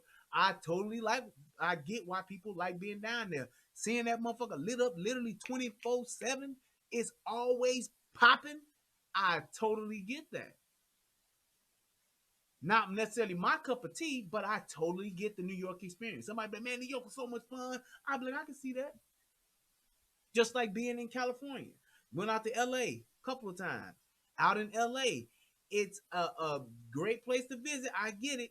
But there is such a certain level of just phoniness there that it reeks of it. It truly reeks. I mean, for somebody who is real, authentic, straight up, legit motherfucker, that's just one of the realest, being around a bunch of fake people where you know they fake. Like I've been able to move into a lot of different circles. I've been in rooms with some very influential people, and I've been in rooms with some of the most grimiest, dirtiest. I think I'm about to shoot my way up out of this room, motherfuckers in the world. But I can see and sense. I have a good sense of character and people. I got a good sense to where I be like, man, these motherfuckers in here so goddamn fake. I can't stand it. Not uppity. I'm talking like phony. Like will be like, oh yeah, we can. You should come out to the house, and you like, motherfucker, you don't want me to come out to your house. Why are you saying this? That type of phony. Like they telling you some shit that you know and they know ain't true, but they're trying to make it seem like it is. It's like, why would you do that? I don't even really know you. It's like it's crazy to be around that type of stuff. It's like it's so man. It is so phony in just certain areas. Now you can I'm talking like downtown LA, being around all the what was we staying at the is it the Beverly Hilton? I think that's where we stayed. Or downtown or whatever, but no, the function was at the Beverly Hilton. We stayed at the uh what's that other hotel? The Hyatt. But just being around those people, it's like, wow, y'all like going out of y'all way to be phony. But I was able to get the experience. I was able to get the experience. Went out to the ocean and saw the ocean and all that type of stuff. All good. That was the second time I went out there. But it's just a different experience. Going other places. Like when I go to Jamaica. I love going to Jamaica. However, I don't go off into the city and be like, oh, I want to go to Kingston. Nope. I let motherfucking Beanie Man and Shabba Ranks and Jakur. I let all them have that. Y'all go ahead and do that Kingston thing. Leave me right here in Montego Bay at my resort. Now I go off to like Rick's Cafe, get some of that fire ass jerk. Or I'll go off and do a zip line excursion, go on the booze cruise. I'll go do that just for the experience. I ain't going to hang out in downtown Jamaica at 2 o'clock in the morning where it's just a bunch of niggas out there. I'm not doing that because I don't want that experience because I know what the fuck it is. Motherfuckers is broke as fuck there. It's a tourist city. But there's still a good part of it that I like to enjoy.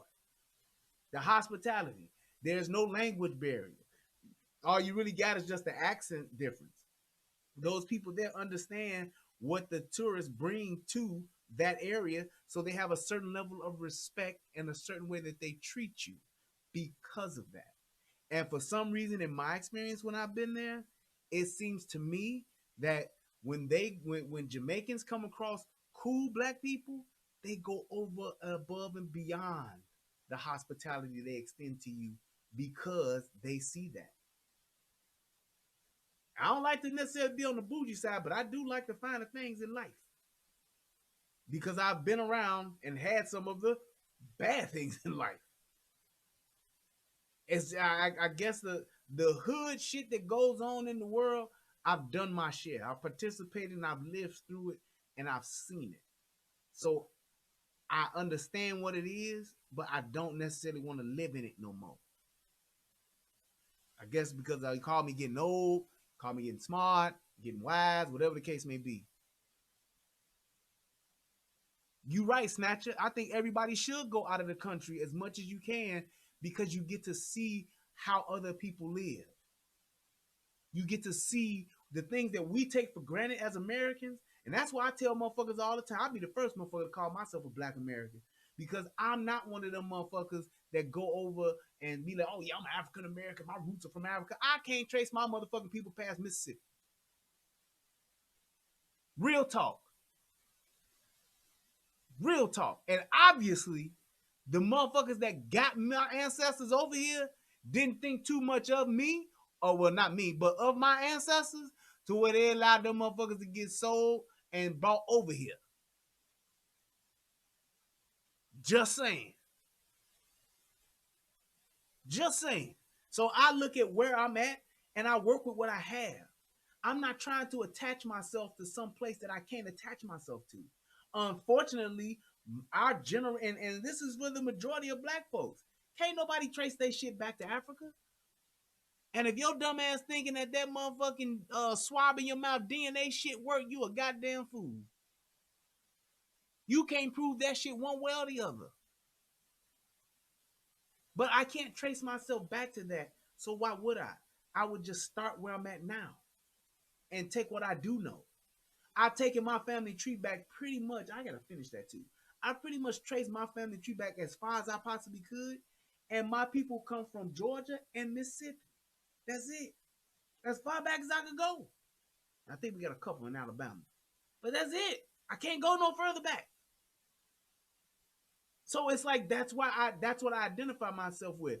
Just like when all of the back in the day, when all of those immigrants came over to Ellis Island, there was thousands of them motherfuckers that changed their last name. Don't you remember in the movie The Godfather? You know what Vito's real name was? His name was really Vito Andolini. He changed his name to Corleone because that's the town where he was from. But he wanted to build a new thing for himself. So he changed his name to Corleone also because Don, whatever his name was, Don Antonio, would have killed that motherfucker had he found out who the fuck he was. Because motherfuckers knew you kill a man, you kill his son. Because his son will come back to kill you, which is what Vito did. I'm proud of you for that, Vito. You did a good job going back and slicing that big motherfucker across this way up with the knife. Because you shot your mom and killed your mama. That wasn't shit. But anyway, that's what you have to look at.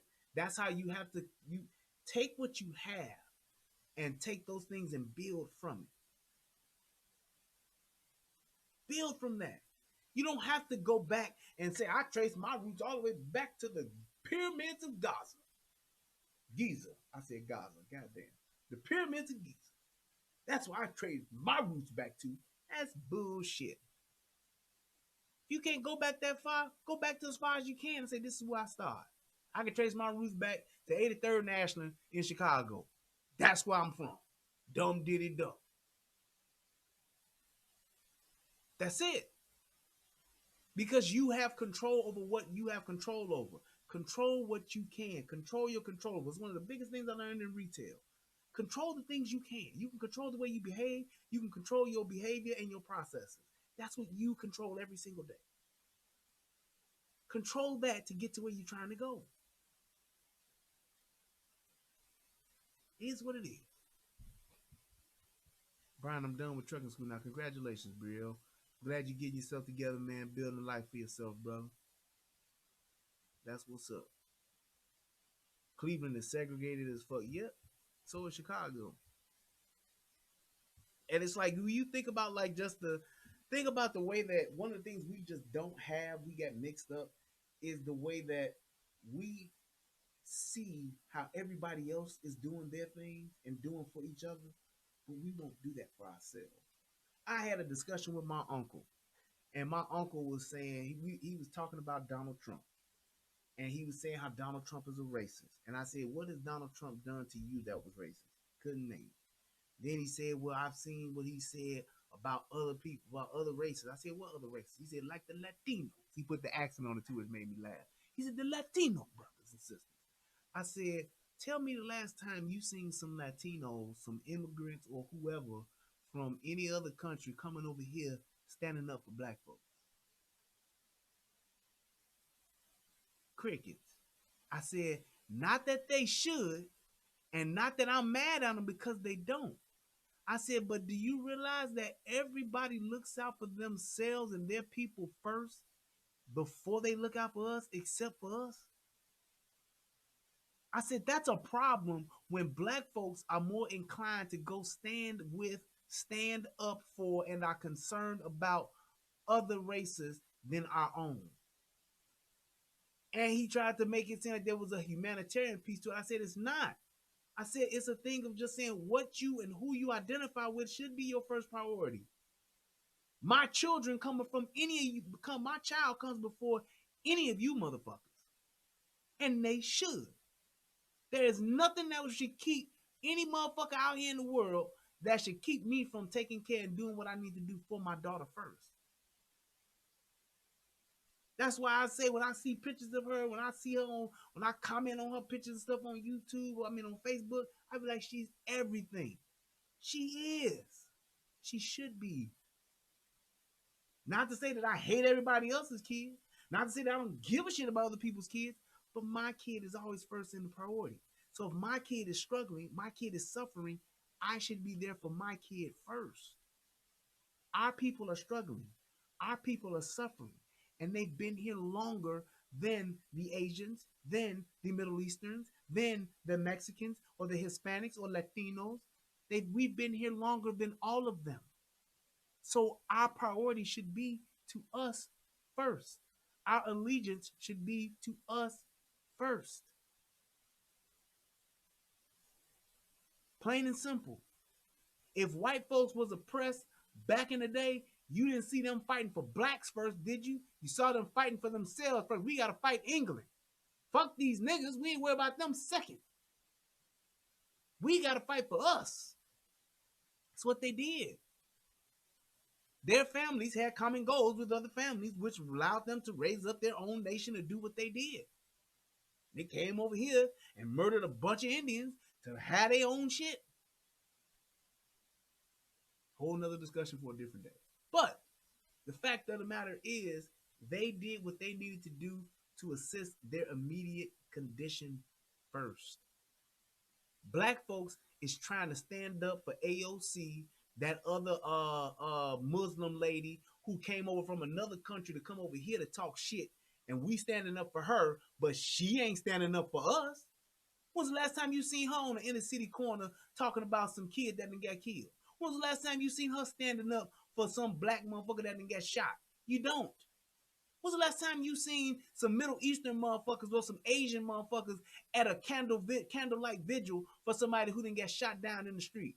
For little Rajane that didn't get shot by innocent, as an innocent bystander by a stray bullet. When do you see the outpouring of the Muslim and Latino communities to stand up for our black kids that get killed in the street every day? You don't. 52 people get shot over the weekend in Chicago. You don't see a bunch of Muslims and Asians taking to the streets talking about this shit must stop. And you shouldn't. And that's what I'm saying. I ain't mad at them. But the fact of the matter is, we see a bunch of Latinos get killed. Now we talking about it's the black and the brown. What? That don't make sense. You can't do nothing or mobilize or build a foundation as a people until you've established yourself as a group of people first. Just saying. If dogs wanted to stand up for themselves and create their own communities, you know what dogs got to do first? Dogs got to come together as dogs first.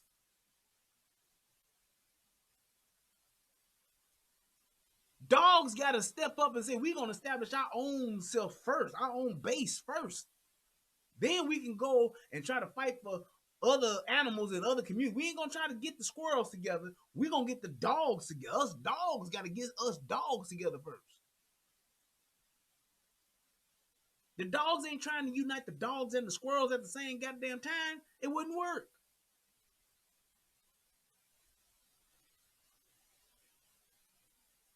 I don't know how I got here, but I'm just saying it has to make sense. You have to be around or go around, strive to get around, be determined to be around those that are like-minded. It's one of the biggest things that I love about Soto Nation and my brother Tommy and my brother DJ. We have like minds. Black Muslim groups, black Muslims don't do shit for black people. Brielle, they don't. When was the last time you seen a bunch of black Muslims out in the streets going up against the dope dealers and the trap houses in the inner city? You don't see it. You don't see it. Arabs, Muslims, Middle Eastern, any motherfuckers, what's the other ones? The black Hebrews, they don't do shit. But what do? They commune with each other. This is a people thing. You have different sects within all types of people, groups of people, but as a whole, there has to be a common grouping, a commonality to say this is what we're here for first. Case in point, Asians. You got Koreans, you have Chinese, you have Japanese, you have the Filipinos, you have all these different Asian groups. But what do you see first established? Asian communities. Asians stay with Asians. Asians live next door to Asians. Asians go and they stay in the same areas. They establish themselves first as Asians, whether they're Korean, whether they're Chinese, whether they're Japanese, whether they're Filipinos, they all tend to stay and group together. Same thing with Hispanics. They do the same thing. You don't see a bunch of Muslims living together. You don't see a bunch of Muslims stand together in an all Muslim community, all Muslim area. Each block is full of nothing but Muslims. You don't see that. That's what I'm saying. You getting too myopic. Broaden the scale up a little bit, bro. That's what I'm trying to say. We ain't there to we're not even at a point where we can focus in on a particular group because we have a people problem. We don't even respect the lives of our people. There is name something that black people don't tolerate. Name something that black folks don't tolerate. Like, no, you can't just do that. Ain't in the black area. Name something. Name one thing that you just cannot do in a black community. Proper diction. You ain't shit. You get my point though? We stand for nothing.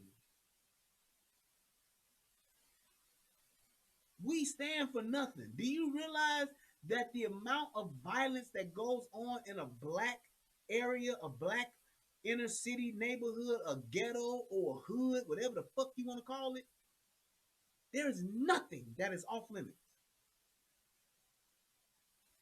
Nothing at all. You a motherfucking group of Ku Klux Klansmen could pull up, stake a cross, set it on fire, and ride the fuck off.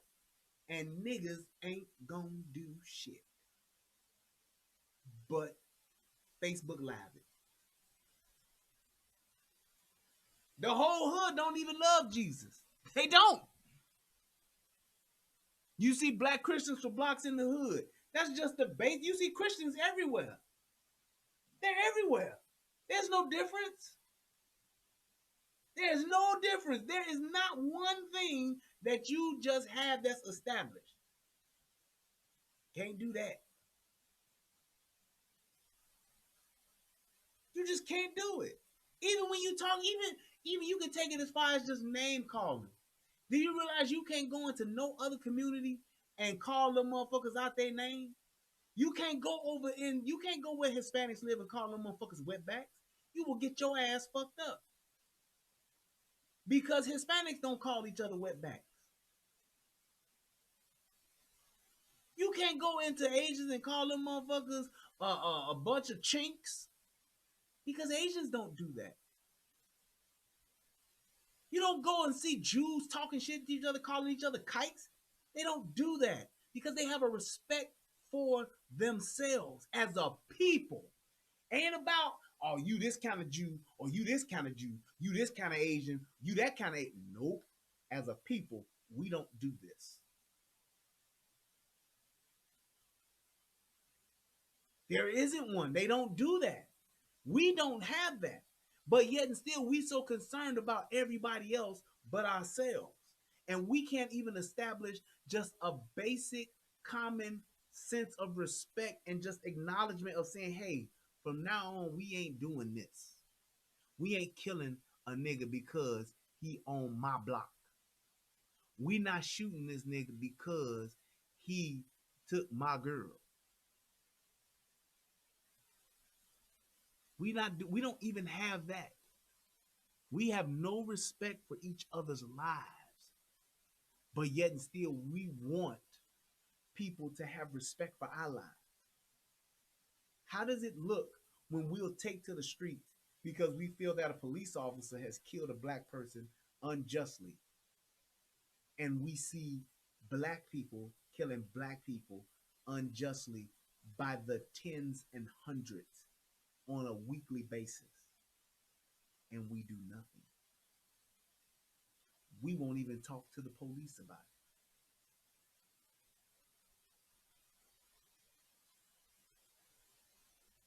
Just think about that. Why would you expect some white folks, some Asian folks, some Hispanic folks to care, and even some African folks to care about black folks in the hood who literally don't care about themselves?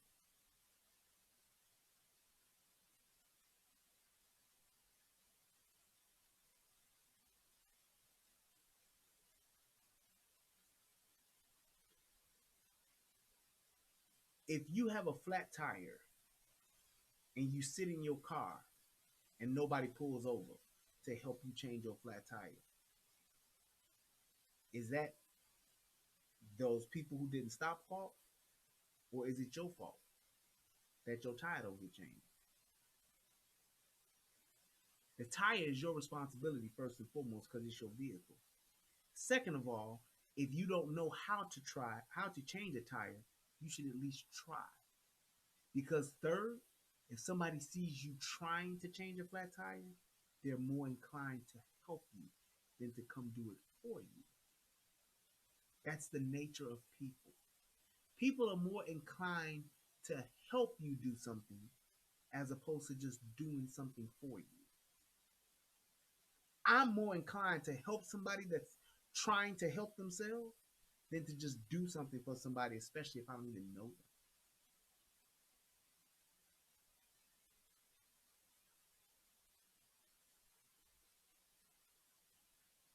Think about that. We have to put ourselves in a position to where we are helping ourselves first and foremost. Then, then we can set the expectation for people to treat us and to interact with us on a certain level. Then you will have people that will help you achieve that goal. It's that simple. It's not rocket science. It's not rocket science.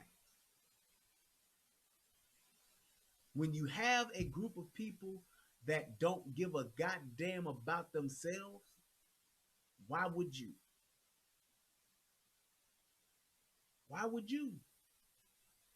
This thing about being right and wrong, right, morally wrong, that doesn't drive people to take action.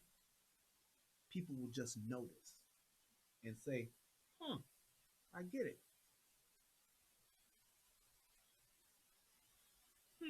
Wow. Take Colin Kaepernick, for example. Colin Kaepernick chose to take a knee because he wanted to bring about awareness about police brutality in Black American communities. Once the awareness was made, what was the action? Do you realize that if Colin Kaepernick was really taking action, going into communities, speaking to the police, speaking to the children, talking to the young people on how to interact with the police, do you realize that he would have gotten more of a following and more assistance and probably wouldn't have lost his job because he would have actually been taken on a cause to where there's actual change that can come about from what he's doing as opposed to just what he's saying? Stating the obvious is just that, stating the obvious. Black people is dying in the streets.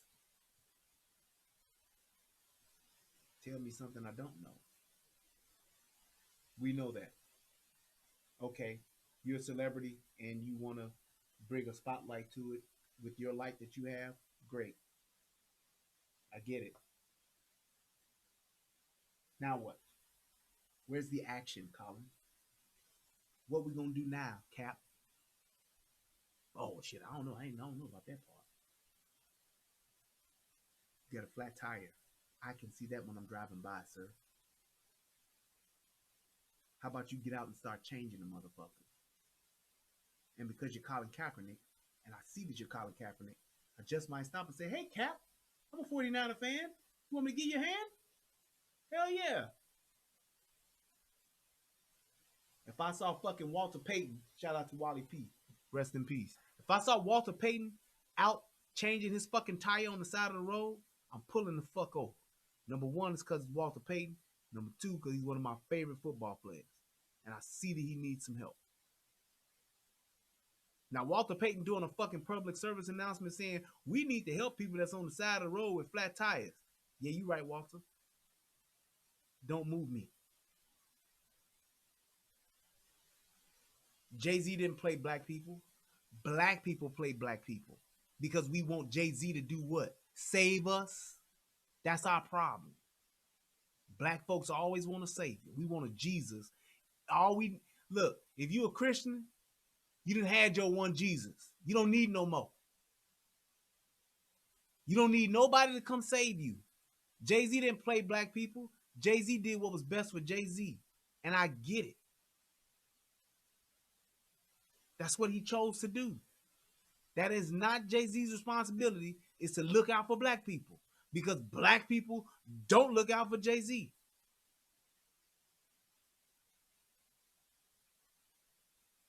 Just telling the truth. Kaepernick is going to be the new Rosa Parks in future history books in the hood. Bullshit. Bullshit ain't nothing but nothing but bullshit. No, he won't, Cap. No, he won't, Brielle. Because Cap didn't sacrifice nothing. Cap lost his job. That's it. Cap didn't go to jail. Cap didn't get his ass whooped. Cap didn't sacrifice his money. Cap got a check too. People don't want to acknowledge that and don't want to talk about that shit. Cap got checks, goddammit. What'd he do with it? He kept it for himself. I ain't mad at him. He should. But motherfucker, don't ask me to stop watching the NFL. Don't ask me to black out my motherfucking jersey. I like good times, Eddie. Why would you do that? I like good times. Yeah, the disco with Danny Terrio, you punch Jimmy Walker in the lips. Why would you do that, Eddie? I like good times.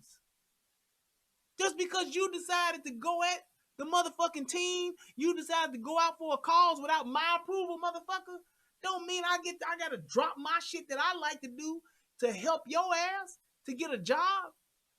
Do you realize that with the veterans that have actually sacrificed their fucking lives, lost their fucking minds, lost their fucking limbs, do you realize that those people that are over here don't have motherfucking basic services? But we worried about a job for Cap? And you comparing that motherfucker to Rosa Parks? Rosa Parks wasn't even Rosa Parks until there was a chick before Rosa Parks. Rosa Parks was just finer than that chick, which is why Rosa Parks got the part.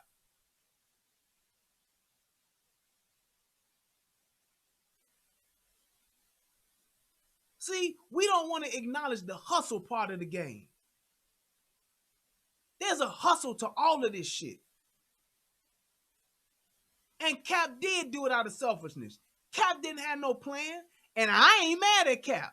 But I'd be damned if I try to get Cap a job. Shit, I might need him to come to the Bears, though, because this goddamn Trubisky, I think he faking the funk. I think he's an imposter. But at the end of the day, he did that on his own fruition. Is that fruition? On his own mind. Here we go. I don't want to fuck that up. But he did that on his own. He didn't come to black people first, have a meeting at the Black Town Hall of niggerdom and say, look, black folks, this is what I'm about to do. I'm about to start taking a knee so that we can rise up and stop this police brutality. He woke the fuck up and said, this is what I'm going to do, and did it on his own. Yes, Cap got a check from the NFL and he got a fat ass check from Nike and he getting residuals from both. Fuck Cap.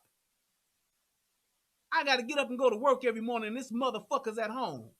Y'all niggas is crazy.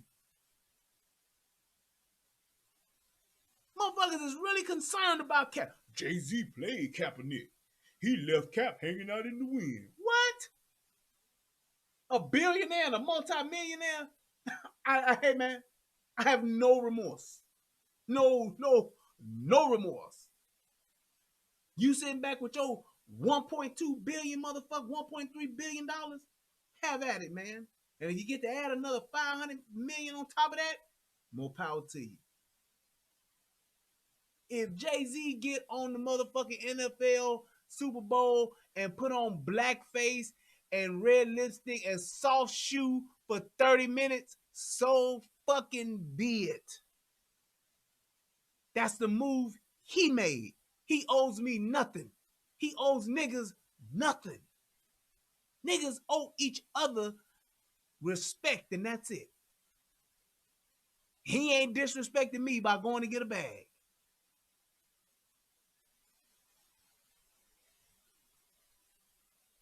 But we worried about Cap. Come on, y'all. Y'all can't be worried about this dude and this nigga's out in the street that's starving. There's somebody sleeping under a bridge right now, man. And y'all worried about this rich Ferrari driving motherfucker? Seriously? Y'all want him back in the NFL? I get it. Yes, he did get blackballed. Nigga, that's what happens when you protest on your job. Get you a fucking league, then you can do what the fuck you want to do on your job. We want to get in somebody else's company and tell them how the fuck they need to run it. You don't get to do that, man.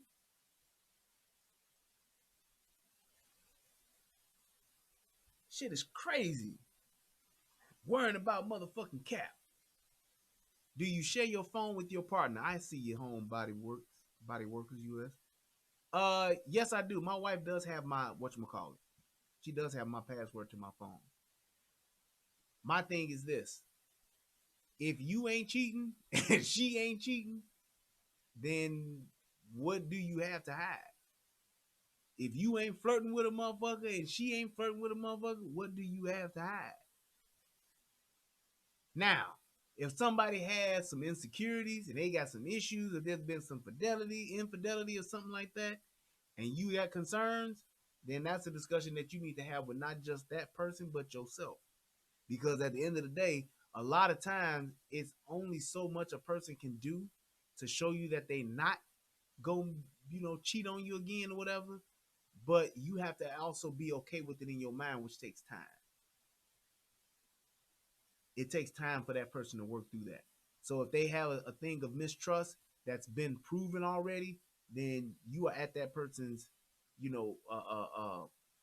whim to a degree to say, well, if I'm gonna stay with this person, I gotta prove myself to this motherfucker until this motherfucker's good with it. Just saying. So it's like, yes, you can. If it's just a thing of just being transparent with the phones, it is what it is. That's cool, whatever. You know what I'm saying? But if it's something to where there's been some history to that, and now a motherfucker checking your phone, you got to check in every time you go out. You go 5 blocks, you got to let a motherfucker know where you at. I even have 5 of my friends turned on with my phone. I ain't going no motherfucking where. Well, I ain't supposed to be anyway. But if you have been, or if you do, and you want to, then you need to just get out the relationship. If you fucking around on your man, or you fucking around on your girl, get out of the relationship. Because motherfuckers die over that shit. Just saying. There are some people who just will not tolerate infidelity. There are some people who who just can't tolerate a motherfucker cheating on them. Some people can't tolerate it to the point to where they will kill the other motherfucker. There's some people that's even crazy enough to where they'll be fucking around on somebody, and then if you fuck around on them, they gonna get mad and they'll kill you.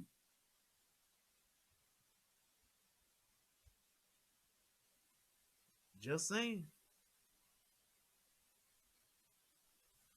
So Think we've gone long enough. It's been 2 hours. It's been good, man. I had a good time.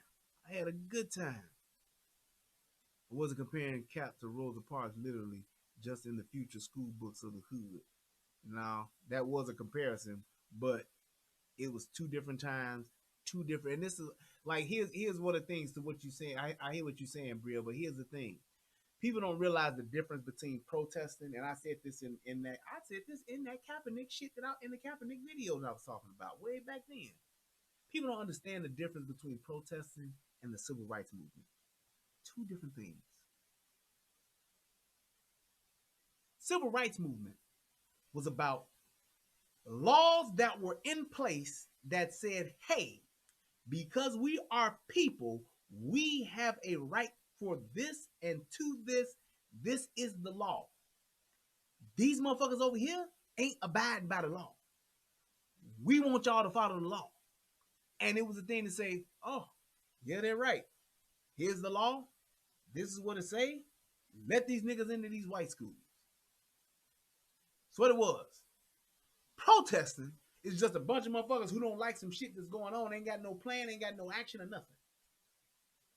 So when black folks marched in Selma, when black folks marched in Chicago, when Martin Luther King and them was walking, they was walking with lawyers, they was walking with motherfuckers that went to court, they was walking with motherfuckers to bring attention to what they had already established. Look, we got a case going. We just need the world to see this. So let's get all the niggas down here together. And when they say, what are you marching for? It wasn't, we want to bring awareness to colored folk and white folk being discriminated against. That's what we want to do. No. They said, hey, we want everybody that's a part of this country to follow this law, which says you should be able to do this. That's what we're here for. Oh, that is the law. Send the National Guard. Let them niggas in them schools. That's what it was. It wasn't a thing of us just saying, we tired of this police brutality. Did you see Martin Luther King and them marching for that? No, they didn't. Because there wasn't a fight there, because they didn't have laws in place to change that shit. And they was getting fucked up by the police. They was getting their ass beat. They was getting water hoses put on them. And they was getting dogs put on them. You ever had a motherfucking fireman hose put on you? I've seen one in action, and I would hate to have that motherfucker hit me. I've seen a fireman's water hose in action, full blast, up close and personal, like, God damn, boy, I bet you that shit hurt like a motherfucker. Put my finger in it, and I thought my finger was going to get was taken off. That was the difference. They were about action. You right, Eugene. They were about action, and they had the law on their side. Black folks want to protest and don't want to fight the law. I mean, don't want to make the law. You get the law. Once you get the law made, then you get the motherfuckers to enforce the law. That's how the country works. That's why you have lobbyists. That's why all of the shit that ain't good for us is given to us, because it ain't against the law.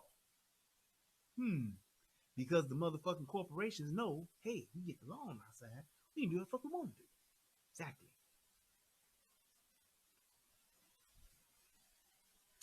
And that's all I have to say about that. All right. Let me go ahead and give a shout out to everybody that donated. Like I said, it's been a good 2 hours. I had a good time, actually. And let's see here. My man, True Talker Teacher. Thank you so much, brother. A donation for Under the Sea. Wow. Or yesterday. Yeah, buddy. Thank you so much. He donated that earlier today. I appreciate you, bro. Let's see what I got over here on the PayPal side of the game.